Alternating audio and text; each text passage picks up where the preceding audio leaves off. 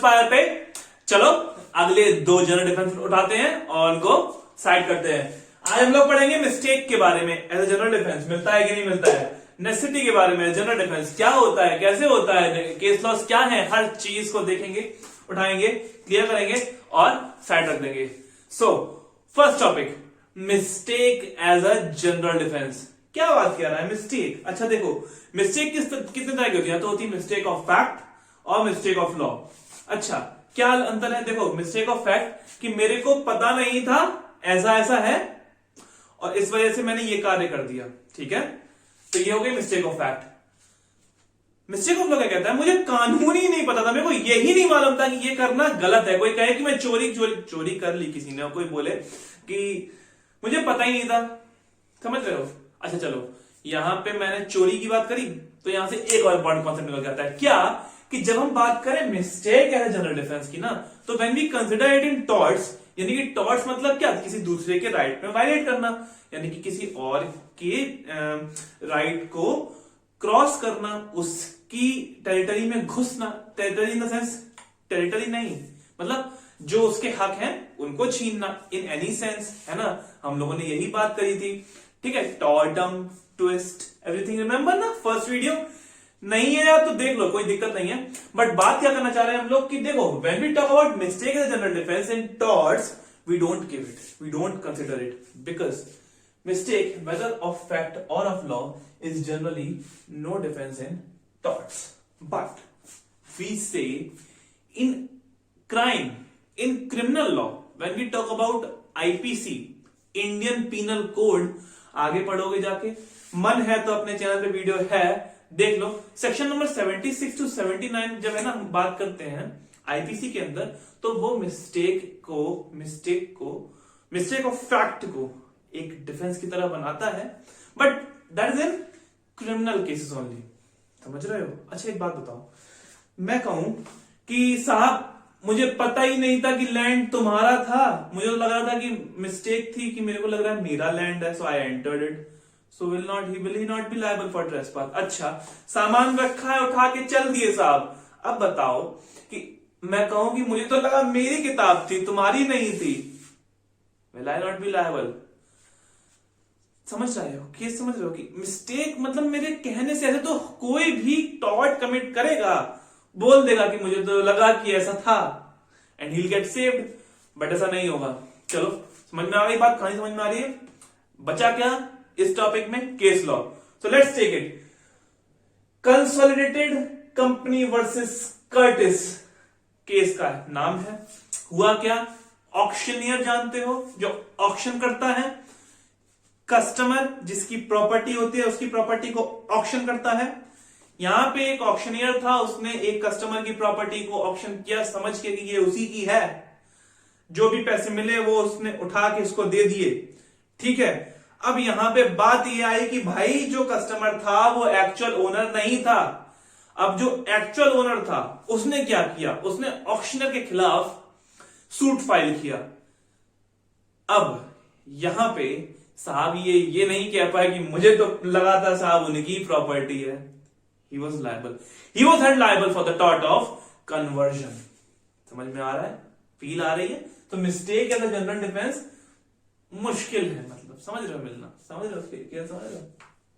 कह सकते हो एक बात तुम पढ़ोगे कि एक्सेप्शन क्या है इसमें, कि it may be able to avoid, मतलब someone may be able to avoid his liability by showing that he acted under an honest but mistaken belief. ठीक है? So this is the point you have to remember. The next is necessity as a general defense. Necessity, जरूरत है भाई, करना ही करना पड़ेगा जब ऐसी सिचुएशन डेवलप हो जाए। समझ रहे हो? मतलब कि अगर एक तरफ तुम्हें 4 आदमियों को बचाना है, एक तरफ तुम्हें एक आदमी को बचाना है, तुम क्या करोगे? तुम दोनों में से कोई एक ही कार्य कर सकते हो, समझ रहे हो?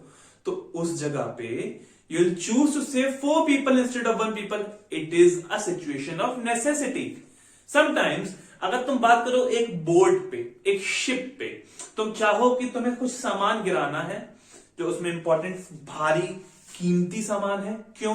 क्योंकि तुम्हें शिप को डूबने से बचाना है। अब क्योंकि लोगों की जान ज्यादा इंपॉर्टेंट है, तो इस वजह से जो सामान का नुकसान हुआ उसके लिए तुम लायबल नहीं होगे। क्यों? Because of the defence of the necessity. समझ में आ रहा है? फील आ रहा है? Let's take some theory. An act causing damage if done under necessity to prevent a greater evil is not actionable even though harm was caused intentionally. Inevitable accident कुछ याद है? Inevitable accident में तुम चाह के भी प्रिवेंट नहीं कर सकते हो।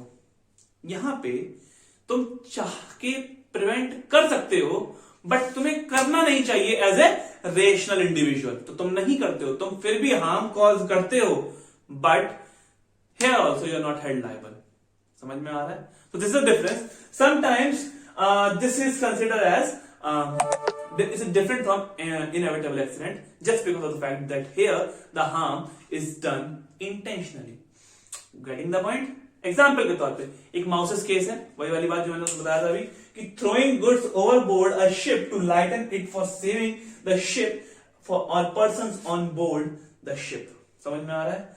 माउसेस केस बोलते हैं इसको।